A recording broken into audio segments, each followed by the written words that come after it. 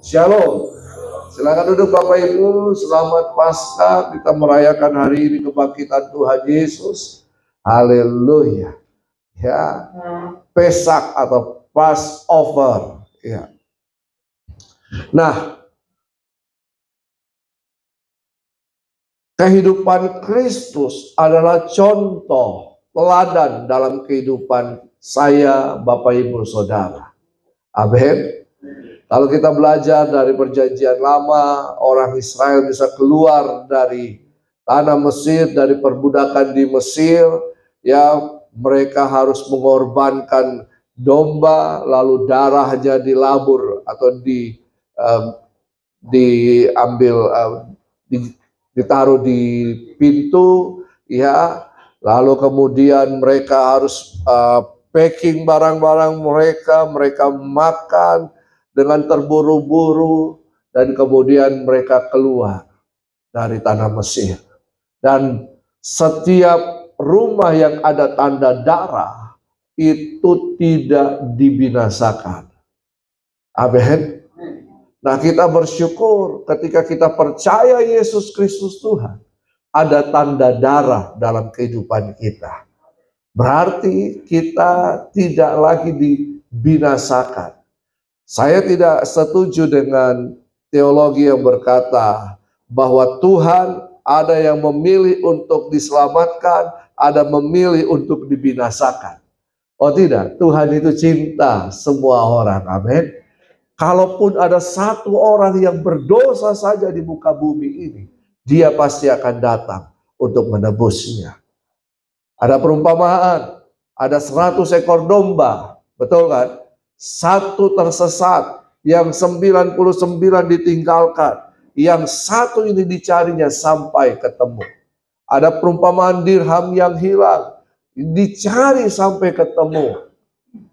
Nah, orang yang tersesat, orang yang tidak mengenal Kristus, mereka di luar Kristus, itu Tuhan bisa kunjungi mereka. Lewat siapa? Lewat pribadinya sendiri, atau Tuhan memakai setiap kita. Amin. Nah, tetapi orang yang sudah di dalam Kristus, ketika dia meninggalkan Kristus, Yesus tidak cari. Ingat perumpamaan anak sulung, anak bungsu.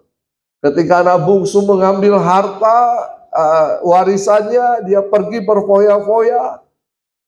Lalu sampai terpuruk mau makan makanan babi pun, bukan babinya, makanan babi pun tidak bisa. Ya.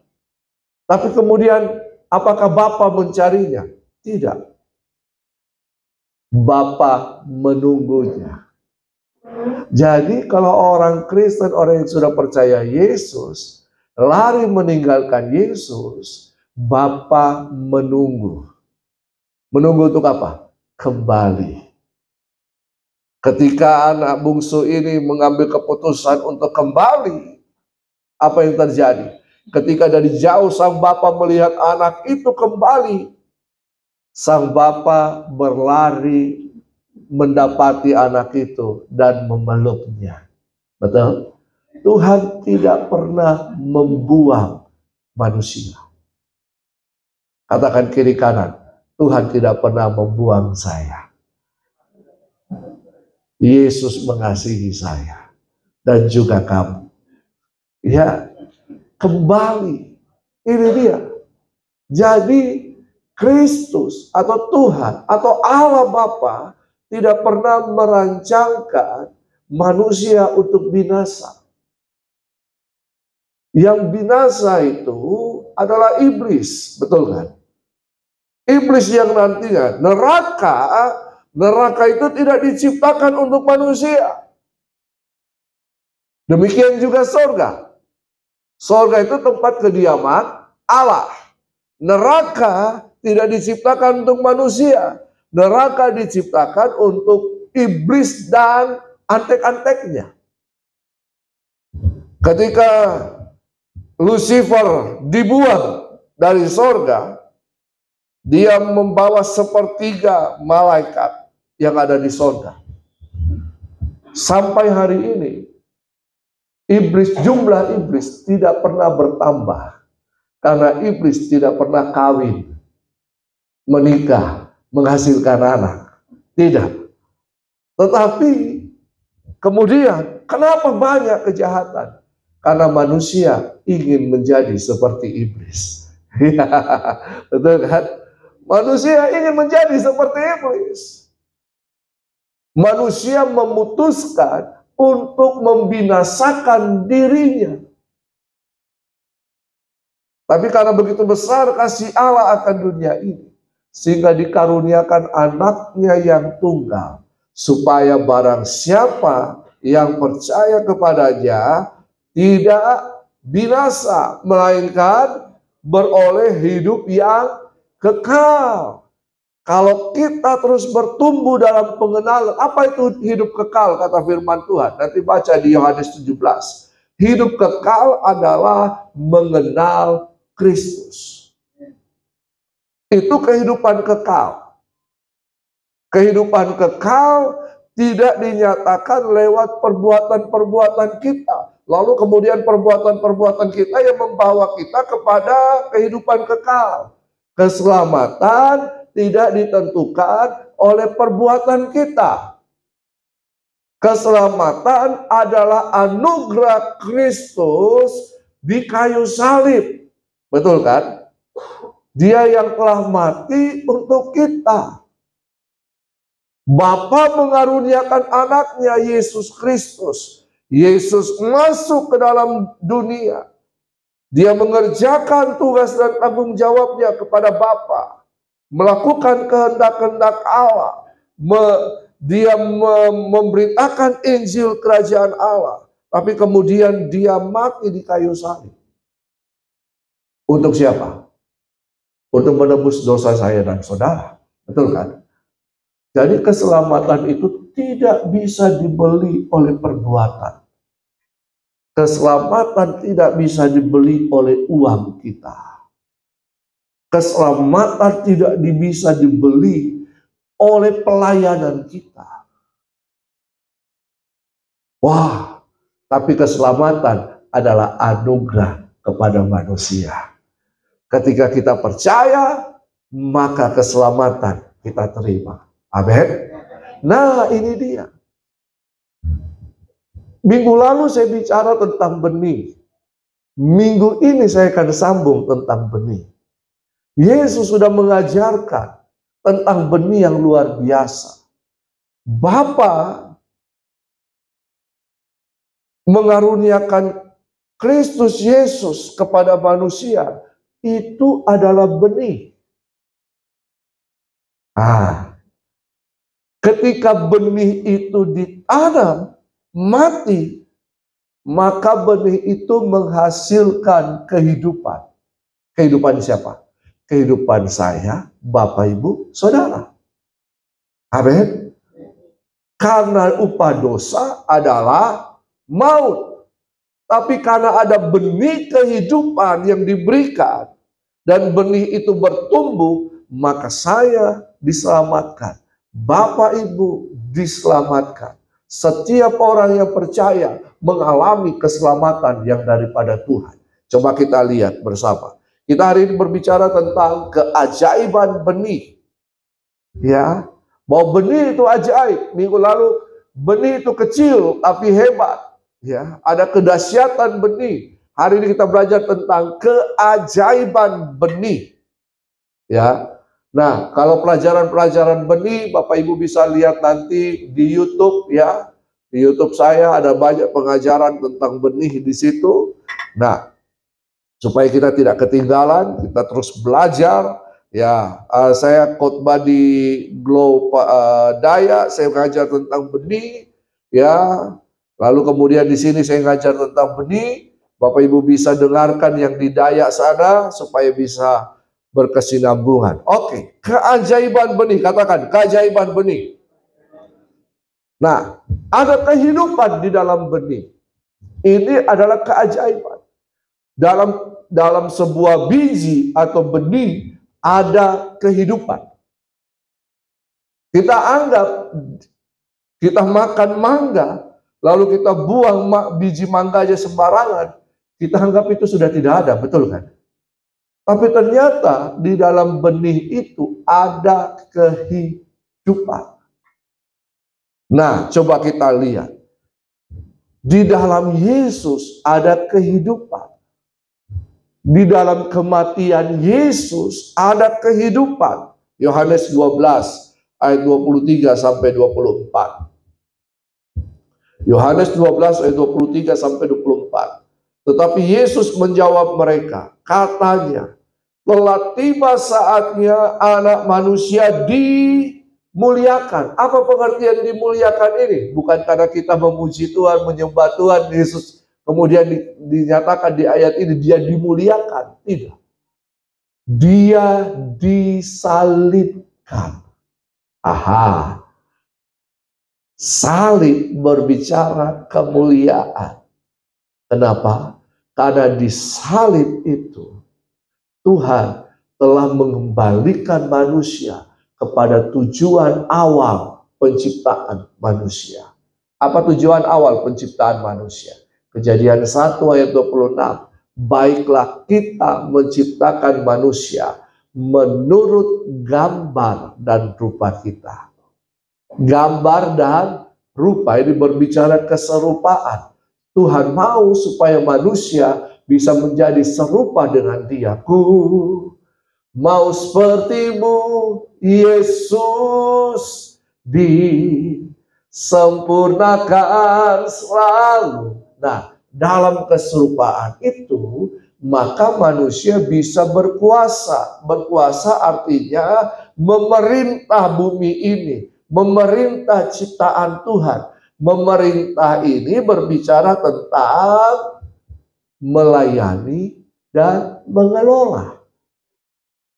Ya, jadi Tuhan mau manusia ini mengelola bumi ini dan melayani sesama. Artinya mengelola berarti bekerja. Nah, dimuliakan. Di kayu salib ada kemuliaan. Padahal salib itu adalah penghukuman penghukuman yang sangat-sangat kejam. Memang yang paling kejam penghukuman orang Romawi itu salib.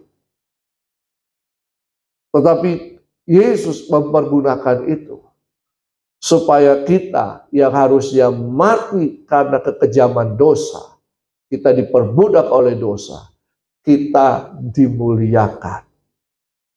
Dikatakan di sini, telah tiba saatnya Anak Manusia dimuliakan. Aku berkata kepadamu, sesungguhnya jikalau biji gandum tidak jatuh dalam tanah dan mati, ia tetap satu biji saja. Tetapi jika ia mati, ia akan menghasilkan banyak buah. Jika Kristus tidak memberikan kehidupannya dan mati di kayu salib, maka tidak akan ada keselamatan untuk manusia. Tidak akan ada kehidupan kekal bagi manusia. Yesus memberikan kehidupannya sebagai benih yang mati, yang ditaburkan dan kemudian mati. Istilah mati di sini, dia karena ditanam di dalam tanah tidak kelihatan lagi. Betul kan? Tidak terlihat lagi. Mati. Tetapi kemudian dari kematian itu, benih itu bertumbuh. Amin. Bertumbuh dan kemudian memberikan kehidupan. Oke. Dan jadi hidup Yesus adalah benih. Ini contoh bahwa Allah Bapa saja menabur benih. Betul kan? Karena dia menabur benih, maka dia menuai kehidupan kita semua.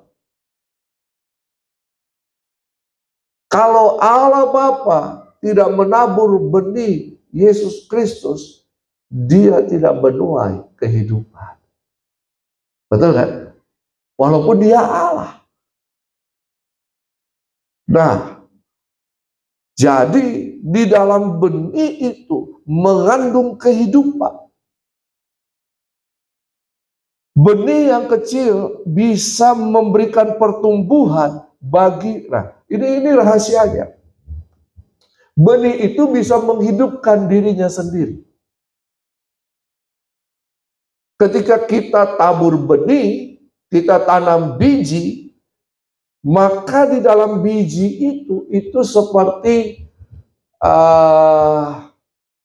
gudang makanan, tersedia makanan ya untuk pertumbuhan benih itu.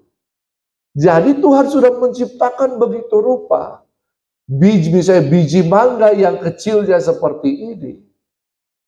Tetapi di dalam biji mangga ini ada makanan yang bisa menyuplai pertumbuhannya. Kita tidak tahu bagaimana caranya, prosesnya bagaimana. Tapi kemudian ketika kita tanam biji, 2-3 minggu kemudian misalnya biji mangga, dia sudah mulai bertunas. Dari mana dia dapat makan? Belum ada akarnya. Betul kan? Pernah lihat buah kelapa yang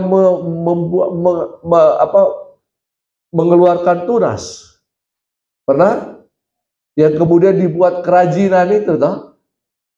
Dari mana dia dapat makanan? Tidak ada akar.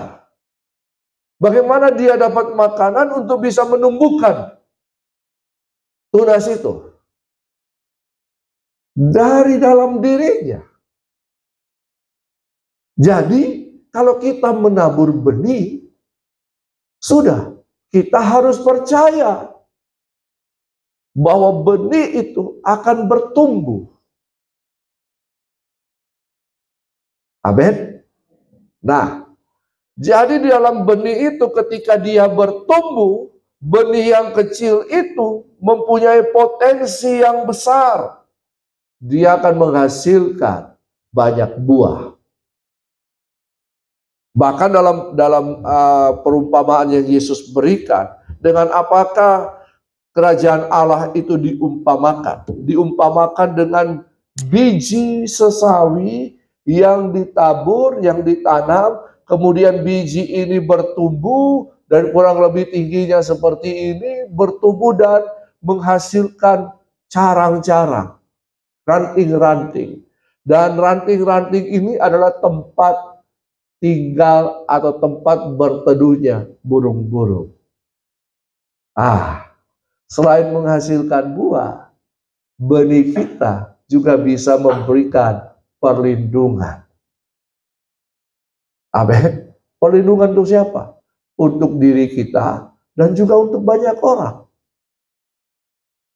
Ketika kepala keluarga menabur benih, benih itu bukan hanya untuk dirinya. Benihnya itu untuk keluarganya. Betul? Bahkan dikatakan kita bisa terus mendapatkan hasil dari turunan kepada turunan sampai 3-4 turunan. Biji mangga, pohon mangga tidak hanya bertumbuh sekali, lalu kemudian menghasilkan buah dan mati.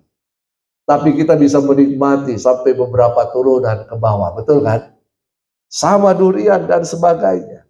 Nah, jadi benih ini berbicara tentang masa depan kita. Orang yang tidak menabur, tidak mempunyai masa depan yang cerah. Walaupun firman Tuhan katakan, aku mempunyai rencana, rancangan masa depan yang cerah, tetapi juga ditentukan oleh kita. Tuhan memberikan rencana, tapi manusia yang harus menjalani proses itu. Kalau kita mau melihat masa depan kita baik, maka kita harus mengerjakan bagian kita.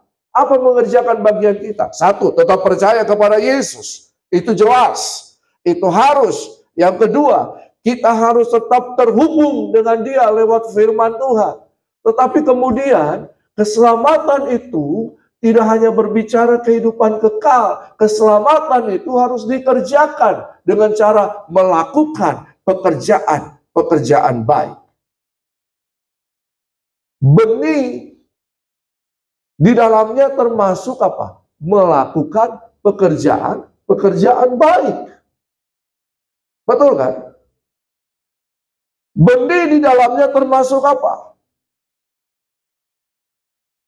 Selain hobi, talenta yang dikerjakan, betul kan?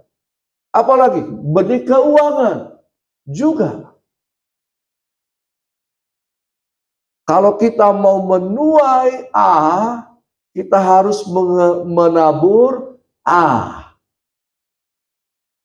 Kalau kita mau menuai B, kita harus menabur B.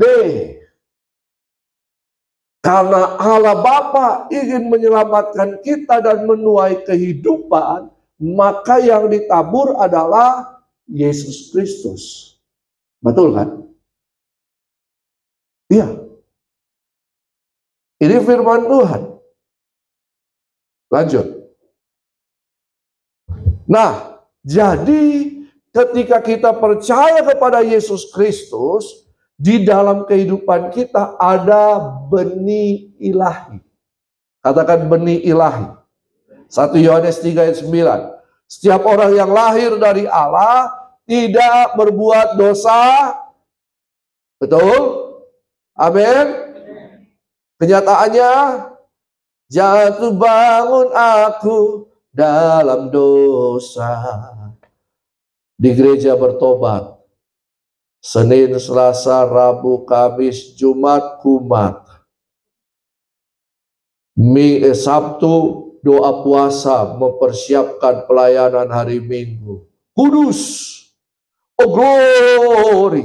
Kudus. Haleluya. Senin, Selasa, Rabu, Kamis, Jumat, kumat. Nah, kenapa? Karena kita tidak sadar ada benih ilahi. Harusnya benih ilahi ini yang harus ditumbuhkan. Betul kan? Lalu kemudian benih ilahi ini tumbuh dalam kehidupan kita dan menguasai kehidupan kita. Nah, Tuhan mau supaya kita mengenal benih kasih karunia itu. Dan benih itu harus ditaburkan di tanah yang baik. Sebelum ditaburkan, benih itu harus dipersiapkan. Nah, kenapa orang Kristen tidak sadar kalau dirinya ada benih ilahi? Coba lihat slide berikutnya. Jadi salah satu misteri kerajaan Allah adalah benih. Seluruh bumi berfungsi berdasarkan prinsip benih.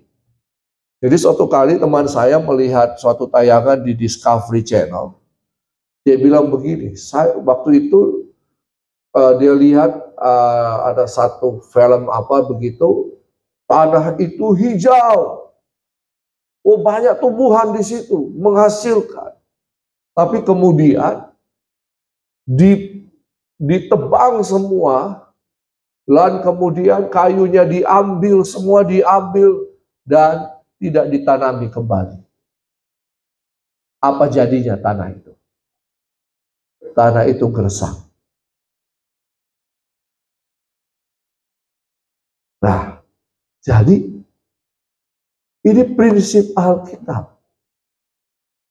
Bahwa seluruh bumi berfungsi berdasarkan prinsip benih. Tabur, tuai.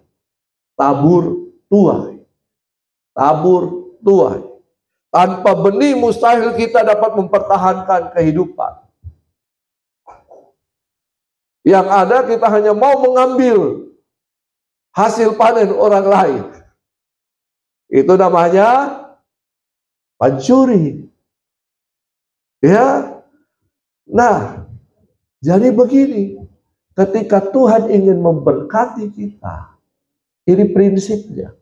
Prinsipnya adalah Tuhan tidak punya duit, uang. Betul? Tapi Tuhan punya langit dan bumi dan segala isinya. Jadi ketika Tuhan mau memberkati kita, Tuhan itu mulai memberkati kita dengan benih. Aha, apa? Tuhan berkati kita dengan benih. Jadi mujizat tidak akan terjadi tanpa adanya benih. Percayalah. Amin. Kalau kita selalu mengharapkan mujizat, tanam benih dari sekarang. Mau harapkan mujizat dalam keuangan, tabur benih keuangan hari ini. Nah, lanjut. Matius 13 ayat 24 sampai 25. Perumpamaan lain yang disampaikan kepada mereka mengatakan, hal kerajaan sorga itu seumpama orang yang menabur benih yang baik di ladangnya. Tetapi ketika manusia sedang tidur, musuhnya datang dan menaburkan lalang di antara gandum dan pergi. Kita punya benih ilahi kan? Betul? Coba katakan kiri kanan, kamu punya benih ilahi. Tapi sadarkah bahwa dalam kehidupan kita juga tumbuh lalang? Kenapa bisa tumbuh lalang? Musuh menaburkannya. Dia tidak mau bahwa hidup kita hanya punya benih ilahi.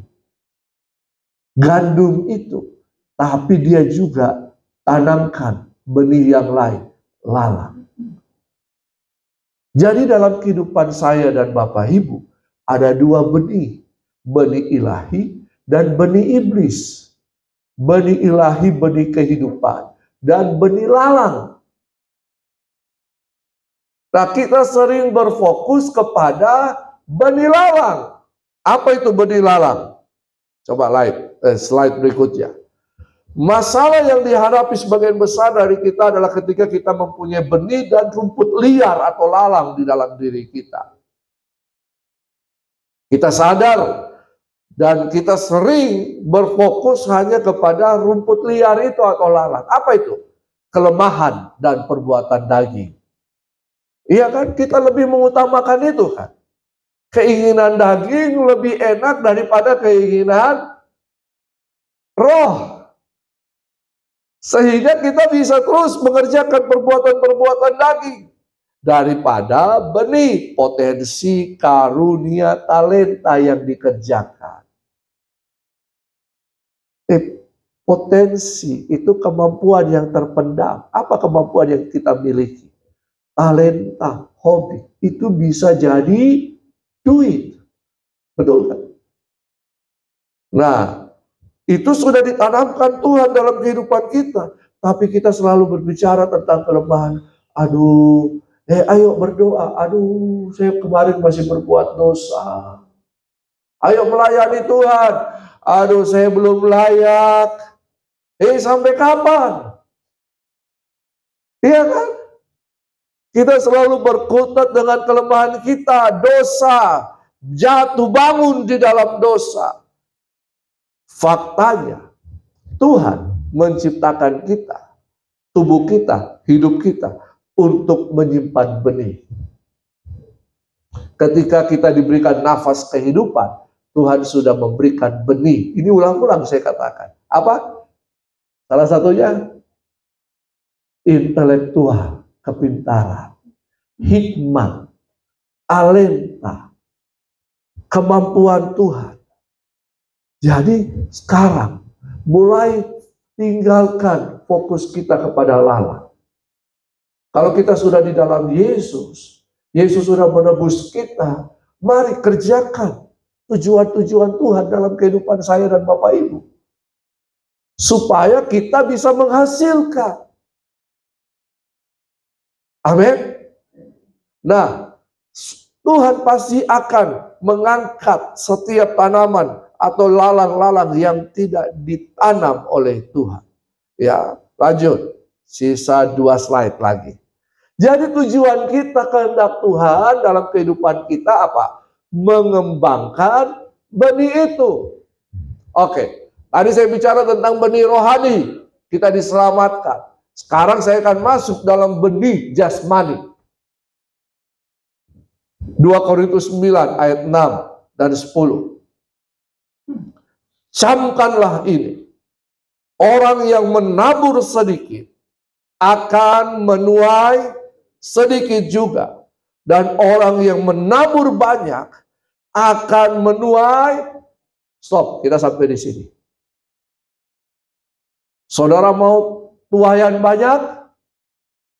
Mau? Siapa yang mau? Tabur banyak. Betul kan? Nah, kalau kita pelajari 2 Korintus 9 ini, ketika kita menabur, jangan dengan terpaksa. Kita harus menabur dengan sukacita, rela hati. Jangan terpaksa. Jangan dipaksa-paksa. Ini kesadaran. Bagaimana kita bisa menuai kalau kita tidak pernah menabur? Ingat tadi bahwa taburan itu bisa banyak, itu bisa berbicara banyak, betul kan? Kita menabur kebaikan, kita menabur pengetahuan, kita menabur talenta kita menabur perkataan-perkataan kita menabur berita-berita kebenaran firman Tuhan, Injil Kerajaan Allah. Kita menabur pelayanan. Kita menabur keuangan. Itu benih. Percayalah bahwa ketika Bapak Ibu Saudara melayani dengan sukacita dan sukarela, itu merupakan benih yang juga sedang ditabur. Amin. Haleluya. Ini keajaiban benih. Ia yang ini dia. Ayat 10. Ia yang menyediakan benih bagi siapa yang menyediakan benih? Tuhan. Hidup ini sudah diberikan benih oleh Tuhan. Dan juga roti untuk dimakan. Ia yang akan menyediakan benih bagi kamu dan percayalah Tuhan akan melipat gandakannya. Ketika benih itu kita tabur, Tuhan sendiri yang akan melipat gandakannya dan menumbuhkan apa? Buah-buah kebenaran. Jadi ada dua di sini. Ada benih untuk ditabur, ada makanan. Kalau benih untuk ditabur, kita sudah harus persiapkan. Minggu lalu kan saya katakan, kita harus persiapkan. Kita siapkan, kita semai. Apa itu disemai? Kita renungkan, kita doakan. Kita imajinasikan bahwa benih kita akan bertumbuh. Kita gambarkan dalam pikiran kita. Menghayal, iya. Menghayal firman Tuhan itu baik. Amin. Kita imajinasikan atau kita hayalkan. Karena manusia ini makhluk gambar. Apa yang tergambar dalam pikirannya, itulah yang dia kerjakan. Itulah yang akan terjadi. Disemai, baru kemudian ditabur, ditanam. Jangan kemudian roti makanan ini kita habiskan, benih juga kita habiskan. Apa yang mau ditanam? Makanya orang Kristen tidak pernah menuai. Karena semua dihabiskan. Untukku. Kita cuma seringkali begini kan? Betul kan? Amin. Tuhan berkati saya. Berkati saya. Kok tidak baik, Tuhan, kok tidak berkati saya. Kehidupan kita sudah diberkati oleh Tuhan. Berkat itu sudah datang terlebih dahulu sebelum kita mengerjakan tugas tanggung jawab kita. Nanti baca Kejadian 1 ayat 28. Maka Allah memberkati mereka dan berfirman. Berkat dulu baru Firman. Firman apa? Firman untuk menyatakan tugas dan tanggung jawab kepada manusia. Ketika manusia mengerjakan tugas dan tanggung jawabnya, berkat itu sudah menyertainya. Terakhir.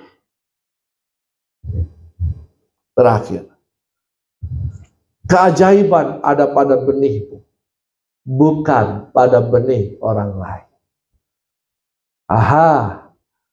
Jangan harap benih orang lain. Bapak, Ibu, dan saya harus tabur benih kita sendiri. Jadi setiap kali Tuhan melakukan mujizat material dalam Alkitab, Dia selalu menggunakan sesuatu yang dimiliki oleh manusia. Apa yang ada di tangan kita? Coba buka tangan Bapak Ibu. Lihat, apa yang ada? Kosong? Kosong enggak? Ada. Tuhan berikan head, heart, hand. Dengan hand ini, kita mengerjakan apa yang ada di head kita, pikiran kita. Contoh, Musa dan tongkatnya.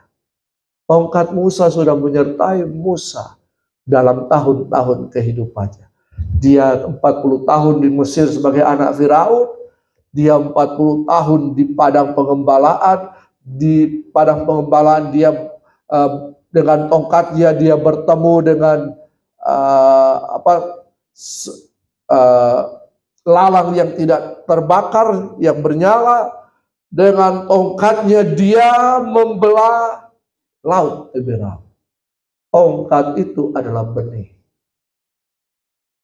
Apalagi janda seorang nabi dengan sebotol minyak. Tapi sebelumnya Elia, dia dipelihara Tuhan di sungai Kerit. Tapi kemudian apa yang terjadi? Sungai itu kering dan Tuhan berkata, pergi ke Sarfat, temui seorang janda di sana. Dia akan memeliharamu. Dia ketemu dengan janda di Sarfat. Apa yang dikatakan kepada sang janda ini? Kasih aku makan. Janda bilang, ini kekeringan. Saya cuma punya tepung sedikit, minyak sedikit. Kalau saya makan jaring dengan anak saya, besok kami mati. Tapi apa yang terjadi? Elia berkata, buatlah minyak dan tepung itu adalah benih. Dia tidak sadar, janda ini tidak sadar. Tuhan pelihara dia berapa bulan kemudian. Betul kan? Apa yang ada padamu? Ada lagi seorang janda. Janda nabi. Kalau saya sekarang janda pendeta. Tapi pendetanya suka berhutang. Akhirnya meninggalkan hutang yang banyak kepada sang janda ini. Sehingga anak-anaknya mau diambil untuk dijual. Dia datang kepada sang nabi. Anakku mau dijual. Kami banyak hutang. Terus nabi bilang apa? Apa yang ada padamu? Dia bilang, hanya minyak sedikit dibuli-buli. Apa yang si nabi ini katakan? Suruh anak-anakmu kumpul botol-botol, toang-toang, semua kumpul dari tetangga-tetanggamu. Ingat apa yang ada di tanganmu. Lalu kemudian Elia bilang, setelah terkumpul,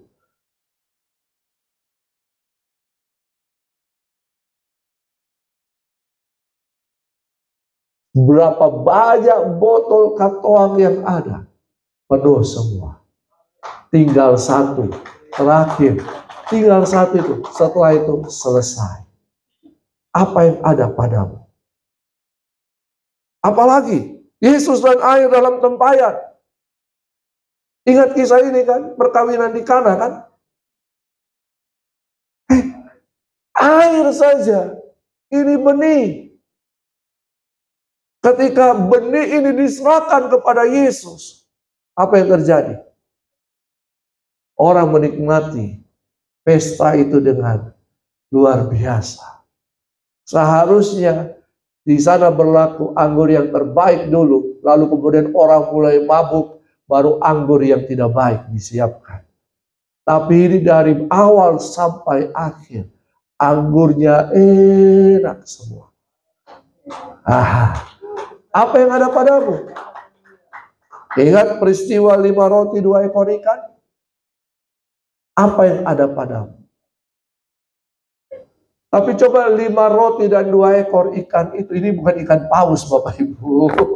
Ya, ini mungkin ikan apa, nila, ikan mujair, kayak begitu kan. Apa yang ada padamu? Coba anak ini, dia makan itu semua. Maka dia tidak akan menjadi, tertulis di sini, sebagai penyebar benih. Amin. Apa yang ada pada kita? Tuhan sudah kasih benih itu. Termasuk Injil Kerajaan Allah. Ini harus kita tabur. Saudara mau diberkati dengan kehidupan yang sehat? Taburlah kehidupan yang sehat. Amin. Saudara ingin menikmati kebaikan-kebaikan dari orang lain? Taburlah benih kebaikan. Jangan harap begini, kalau saya tabur kepada Pak Rudi, maka saya harap saya harus menuai dari Pak Rudi. Ayat terakhir, coba ayat terakhir. Ini terakhir, sorry, ini terakhir, saya baru ingat. Terakhir itu Galatia 6 ayat 7 sampai 10. Galatia 6 ayat 7 sampai 10. Kita baca sama-sama. Jangan sesat. Allah tidak membiarkan dirinya dipermainkan. Karena apa yang ditabur orang, itu juga yang akan dituainya. Sebab barang siapa menabur dalam daging, ia akan menuai kebinasaan dari dagingnya. Tetapi barang siapa menabur dalam roh, ia akan menuai hidup yang kekal dari roh itu. Janganlah kita jemu-jemu berbuat baik. Karena apabila sudah datang waktunya, kita akan menuai jika kita tidak jadi lemah. Karena itu, dengarkan baik-baik. Selama masih ada kesempatan bagi kita, marilah kita berbuat baik kepada semua orang, terutama kepada kawan-kawan kita seiman. Amin.